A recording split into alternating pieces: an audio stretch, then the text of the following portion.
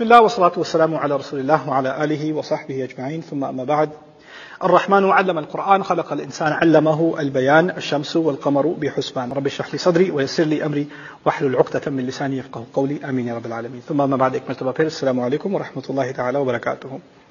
علمہ کے بیان کے ضمن میں ایک اور بات کا میں ذکر کر دوں، پھر آگے الشمس والقمر بحسبان کے بارے میں کچھ باتیں کرتے ہیں. علمہ البیان کے بارے میں جو میں آپ سے کہنا چاہ رہا تھا وہ یہ کہ کیونکہ اللہ تعالیٰ نے کہا ہے نا کہ اس نے ہر طرح کا بیان سکھایا، اس سے ایک عجیب ہماری تراث ہے، ہماری ایک تاریخ ہے. اس میں مجھے سلمان الفارسی کی بات یاد آتی ہے. سلمان الفارسی نے رضی اللہ تعالیٰ عنہ فارسی میں فاتحہ کا ترجمہ کیا تھا، خود سورہ فاتحہ کا، اور وہ اکثر و بیشتر فارسی ترجمہ قرآن کے ان میں فاتحہ کا ترجمہ ابھی بھی انہی کا استعمال ہوتا ہے. یعنی قرآن کا ترجمہ یا قرآن کی بات مختلف زبانوں میں پہنچانا، جو بھی ابھی ہم یہی کر رہے ہیں نا. میں ابھی قرآن کی بات اردو میں آپ سے کر رہا ہوں، ایک طرح کا یہ ترجمہ ہی ہوا، رائٹ؟ یہ بھی بیان کا حصہ ہے. یعنی اللہ تعالیٰ نے انسان کو یہ صلاحیت دی کہ وہ اور زبانیں بھی سیکھ سکے، صرف قرآن کی زبانیں نہیں، اور زبانیں، لوگوں کی زبانیں بھی سیکھ سکے. اور زبان سیکھنا صرف الفاظ کا سیکھنا نہیں ہوتا، کلچر کا سیکھنا بھی ہوتا ہے.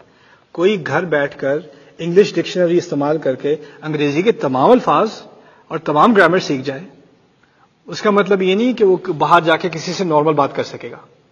جب تک آپ کسی کلچر میں نہیں ہوتے، آپ کو یہ بات سمجھ نہیں آتی کیسے لہجہ استعمال ہوتا ہے، کون سے الفاظ کب استعمال کیے جاتے ہیں. یہ چیز آپ لوگوں سے ملنے جلنے کے بعد ہی سیکھ سکتے ہیں. کتابوں سے یہ باتیں نہیں سیکھی جاتی. میں نے عربی کتابوں سے سیکھی. جب میں نے عربی کتابوں سے سیکھی، کچھ عربوں سے بات کرنے کی کوشش کی، کسی کو پلے نہیں بیٹے میں بات کیا کر رہا ہوں، یہ پتہ نہیں کون سی صدی سے آ گیا ہے، یہ کیا بات کر رہا ہے میرے ساتھ. تھوڑا عربوں کے ساتھ تھوڑا ٹائم گزارا، پھر بات اسے کہتے ہیں یعنی یتعود فی الکلام، اس کو عادت پڑ جاتی ہے نیچرل بات کرنے کی. لیکن کچھ عربی آپ کتابوں سے سیکھ سکتے ہیں، کچھ عربی جب تک آپ عرب کے ساتھ ٹائم نہیں گزاریں گے آپ کو نہیں آنی، آ ہی نہیں سکتی. میرا روم میٹ ہوا کرتا تھا کالج میں، مارک، اس کو اردو کا بڑا شوق تھا. He's white, he's Irish. Urdu کا بڑا شوق ہوا اسے. اس نے کتاب لی، پورے اپارٹمنٹ میں ہمارے فریج کے اوپر اردو میں لکھا ہوا ہے فریج، اس کا ہمارے ہاں اردو میں لفظ نہیں ہے. عربی میں ہے ثلاجہ، ہم یہاں فریج ہی کہتے ہیں. کیلے پہ اسٹیکر لگائے ہوئے ہیں، کیلا. دروازے پہ دروازہ، ہر جگہ اسٹیکر لگائے ہوئے. اور پھر مجھ سے بات کرتا تھا، نعمان چلیں دکان. اور جو بات کرتا ہے مجھے تو مزہ آتا سننے میں، لیکن اس کو ٹھیک ہے تھوڑے تھوڑے الفاظ آ رہے ہیں، لیکن جب تک انسان کلچر میں نہ ہو اس کو بات واضح طور پہ نہیں کر سکتا. ٹھیک ہے نا؟ میں یہ اس لیے کہہ رہا ہوں کہ آپ نے اگر کسی کو بات سمجھانی ہو تو آپ کو اس کے کلچر کا کچھ علم ہونا چاہیے، آپ کو اس کے بیک گراؤنڈ کا کچھ احساس ہونا چاہیے. اسی لیے اللہ تعالیٰ نے تمام انبیاء جو بھیجے انہی قوموں میں سے بھیجے. الا بلسان قومی، یہ لغت اور لسان کا فرق ہے. عربی میں لغت الفاظ ہیں، لسان ہے کلچر سمیت، لسان ہے کلچر سمیت. تو یہاں علمہ البیان کے ضمن میں وہ بات بھی میں آپ کے سامنے رکھ چکا. اچھا، اب ان آیات کا تعلق اگلی آیات سے، الشمس والقمر بحسبان والنجم والشجر یسجدان، یہ دو آیات کہ سورج اور چاند. اب اس کے دو معنی نکالے گئے ہیں. ایک معنی بہت مشہور ہے، میرا اس کی طرف رجحان کم ہے، لیکن میں اس کا ذکر پہلے کر دوں کہ سورج اور چاند ایک خاص حساب کے ذریعے، ایک عظیم حساب کے ذریعے چل رہے ہیں.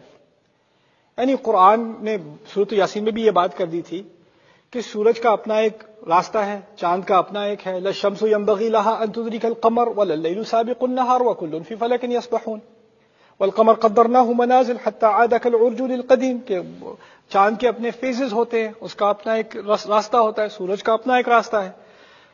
کچھ نے سے یہ نکالا ہے کہ چاند اور سورج ایک خاص کیلنڈر کی طرح ایک خاص ٹائم کے ذریعے ایک خاص حساب سے چلتے جا رہے ہیں. میں نے آپ سے پہلے اس بات کا بھی ذکر کیا تھا کہ ہماری زندگی میں دو ٹائم مینجمنٹ ہوتی ہیں، ایک ہوتا ہے کیلنڈر، ایک ہوتی ہے گھڑی. وہ دو ہی ہیں. کیلنڈر سے پتہ چلتا ہے کون سا دن ہے، کون سا مہینہ ہے.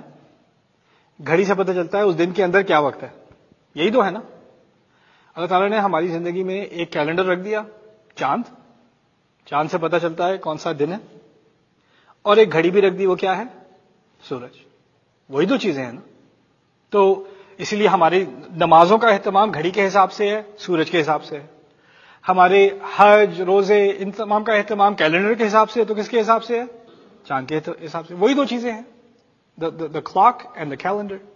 تو وہ دو چیزیں ان کا ایک خاص حساب ہوتا ہے. آپ کو معلوم ہے گھڑی کا ایک بڑا پریسائز کیلکولیشن ہوتا ہے، کیلنڈر کا ایک خاص کیلکولیشن ہوتا ہے. کبھی آپ نے سوچا ہو کہ 12 مہینے کیوں ہیں؟ یہ کس نے ڈیسائیڈ کیا کہ 12 مہینے ہیں؟ 13 کیوں نہیں ہے؟ کوئی اور کیلکولیشن ہو جاتی ہے. سال میں ہم 365 دن کہتے ہیں یا 12 مہینے کہتے ہیں یا لونر کیلنڈر بھی کہہ لیں، یعنی قمری جو ہے کیلنڈر کہہ لیں، اس کے حساب سے بھی کس نے فیصلہ کیا یہ 12 مہینے؟ اصل میں اللہ تعالیٰ نے بعد میں خود کہا کہ جس دن اللہ تعالیٰ نے زمین و آسمان بنائے تھے اسی دن اس نے فیصلہ کیا تھا کہ یہ 12 مہینے ہوں گے. یعنی کیلنڈر کے 12 مہینے یہ ہمارا فیصلہ، ہماری ایجاد نہیں تھی، یہ نازل ہوا تھا، یہ اللہ تعالیٰ کا دیا ہوا تحفہ ہے. ہمیں خود اس بات کی کل نہیں ہو سکتا تھا، یا اگر ہم نے دریافت بھی کیا ہے تو اس لیے کیا ہے کہ اللہ چاہتے تھے کہ یہی دریافت ہو. اسی نظام کے تحت اللہ تعالیٰ نے سال بنایا. یہ ایک معنی ہے الشمس والقمر بحسبان کا. اس میں اشارتاً تو یہ بات نکلتی ہے کہ آخر کار قرآن آیا نا، آخر کار قرآن آیا، تو اس میں تناسب یہ نکلے گا کہ آخر کار وہ وقت آ ہی گیا کہ قرآن نازل ہو. چاند اور سورج اپنے کام سے چلتے رہے، یعنی وقت اور زمانہ گزرتا رہا ہے اور آخر کار وہ مرحلہ آ ہی گیا کہ قرآن نازل ہو جائے. یہ ایک طرح سے ایک تناسب نکالا گیا ہے. میرے نزدیک اس سے زیادہ قوی تناسب یہ ہے کہ حسبان کے ایک اور معنی بھی ہیں عربی زبان میں. اس کے میں ذرا عجیب مثال کے ذریعے آپ کو بات سمجھا دوں، پھر وہ کانسیپٹ کے بارے میں بات کرتے ہیں.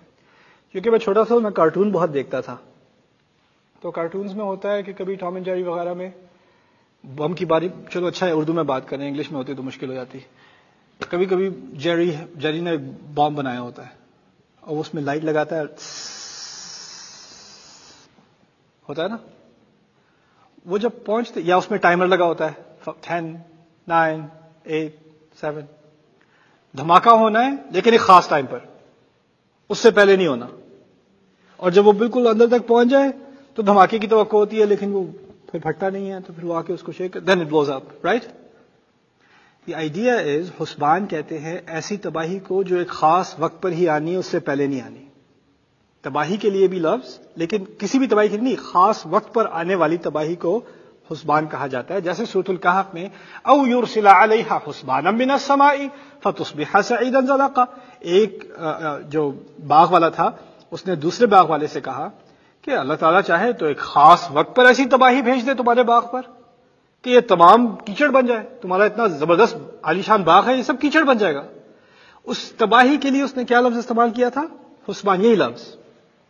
اس سے معنی یہ نکلیں گے کہ سورج اور چاند تباہی، خاص وقت پر آنے والی تباہی کے بالکل قریب پہنچ چکے ہیں. سورج اور چاند اب اس آنے والی تباہی کے بالکل کنارے تک پہنچ چکے ہیں. جیسے اگر ٹائمر ہے نا تو اس میں اب 3 2 1 تک بات آ گئی ہے. اس بات کا پچھلی آیات سے کیا تعلق ہے؟ قرآن اللہ تعالیٰ کی آخری کتاب ہے، یہ نبی اللہ تعالیٰ کا آخری نبی ہے. اس نبی کا آنا، اس قرآن کا آنا ایک ہی بات ہے، ان میں کوئی فرق نہیں ہے. ہمارے دماغ میں قرآن الگ چیز ہے، نبی الگ چیز ہے. جو لوگ اس زمانے میں رسول کے سامنے کھڑے تھے علیہ الصلوۃ والسلام، ان کے لیے قرآن کہاں تھا؟ نبی کی زبان پر. وہ الگ کتاب تھوڑی تھی. وہ جب قرآن کے بارے میں سوچتے تھے تو ان کے ذہن میں کیا تصویر آتی تھی؟ ہمارے نبی کی علیہ الصلوۃ والسلام.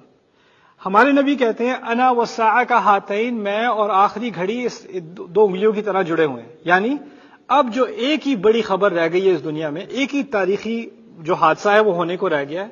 سب سے بڑا احدى الکبر، دونوں میں سے ایک بڑی خبر اب تو ہو چکی. وہ کیا ہے؟ رسول آ چکا، قرآن آ چکا. اب بس ایک میجر ایونٹ رہ گیا ہے. وہ کیا ہے؟